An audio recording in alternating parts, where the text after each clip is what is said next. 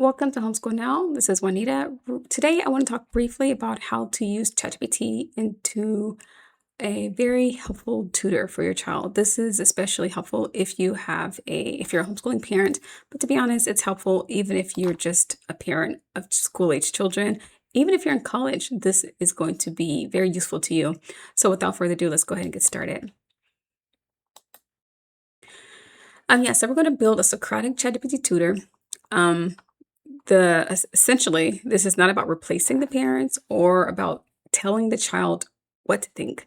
It's about configuring this tool to coach the thinking process. So that's what we're going to talk about. We're going to try and do it all within 5 to 10 minutes. The common problem is not the child, right? Parents recognize that there is frustration whenever they're trying to use ChatGPT to get perhaps an answer.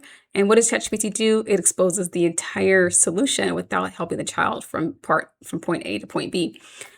It produces some generic explanation, or even worse, it gives a completed answer.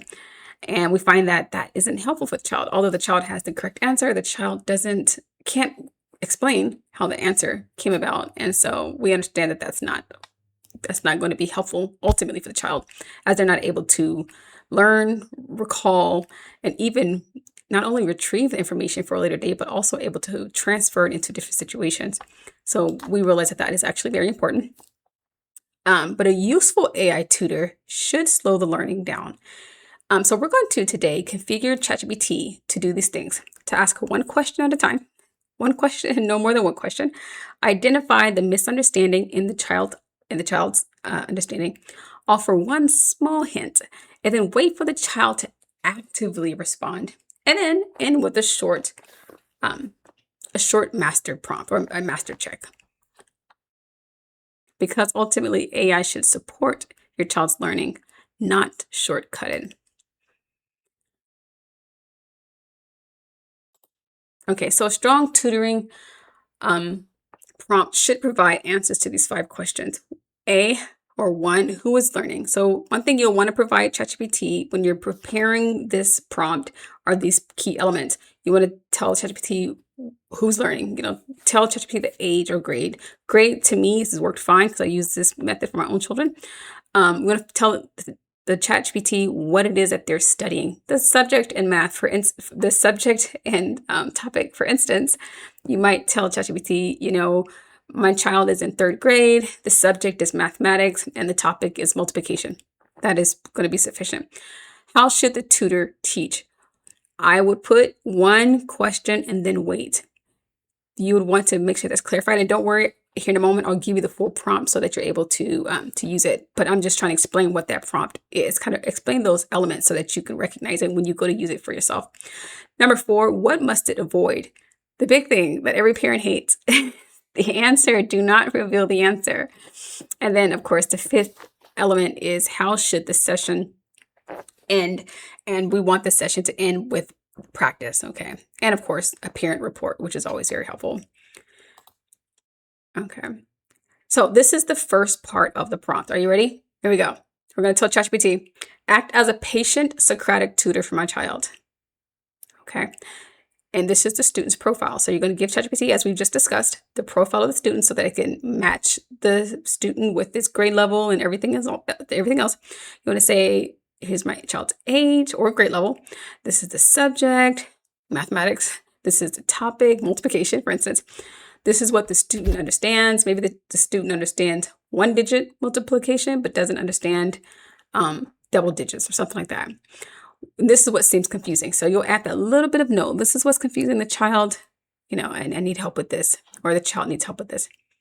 So that's part 1 of the prompt. Part 2 of that same prompt, you want to add teaching rules. Ask only one question at a time, chat. Wait for the student to reply before continuing. That's very important. Otherwise, it'll just give you the whole answer, and that's not what we're looking for.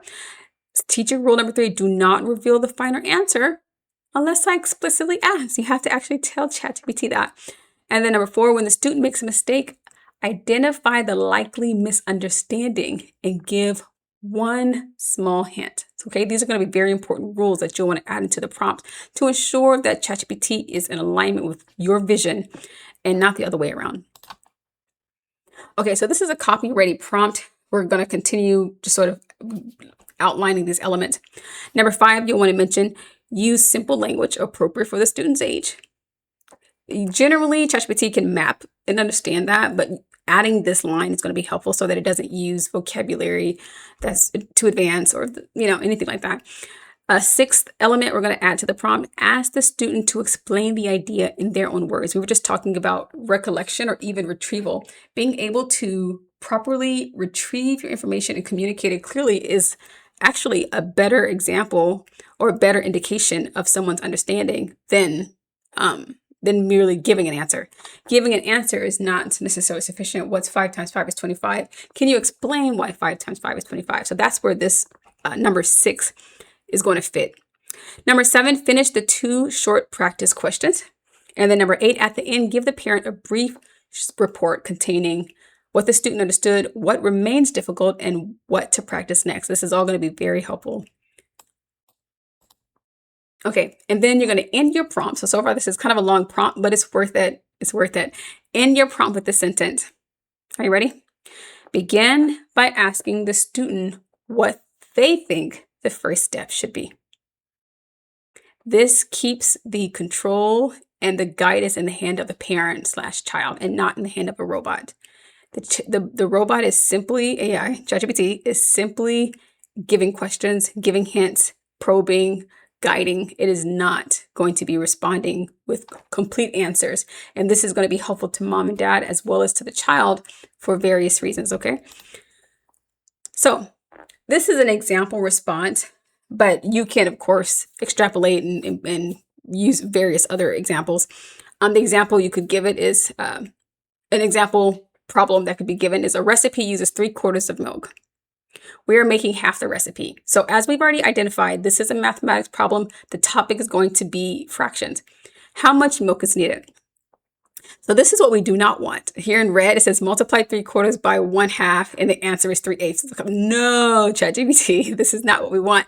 However, if you put that prompt together, as we've just discussed, the response that you will get instead is here in the green, where it says, what does making half the recipe tell us to do with the original amount? See how that question is totally framed? It doesn't give an answer.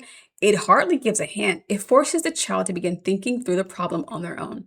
And that's the fundamental elements that's required in order for the child to gain the understanding and to be able to grow it as they get older. And mathematics is one of those subjects that it can be very difficult to catch up when you're in higher grade levels if you don't have those foundational pieces in place. So this is especially helpful, I think, for this specific subject.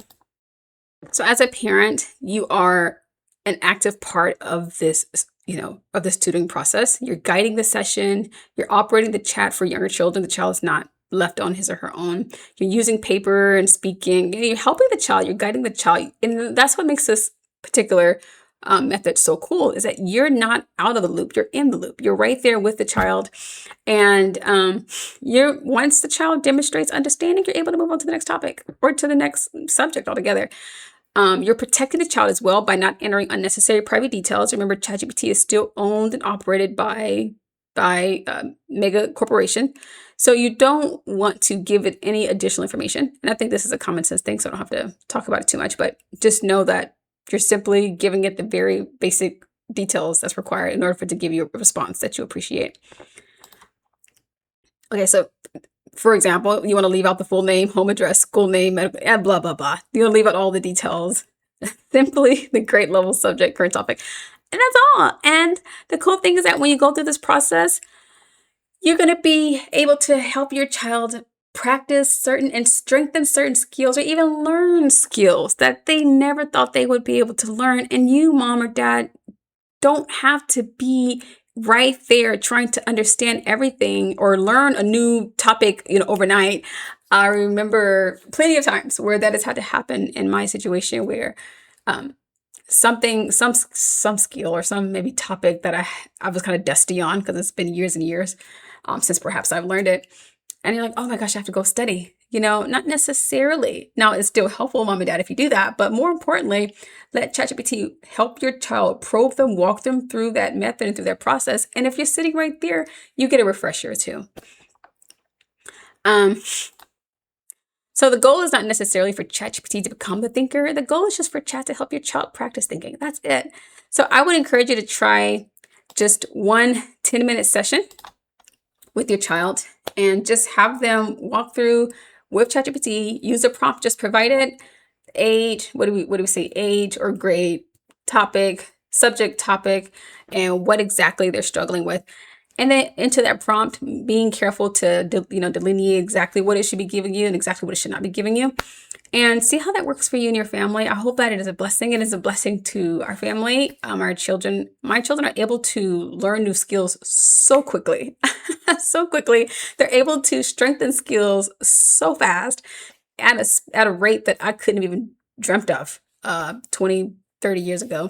And so I'm very excited for them. And I just want to also pass this along to you. So thanks so much for watching this today. I pray that it is a blessing to you and your family. If you do try it and if it's of any use to you at all, please feel free to come back and comment and help me know how it worked for you and your family. Until next time, God bless.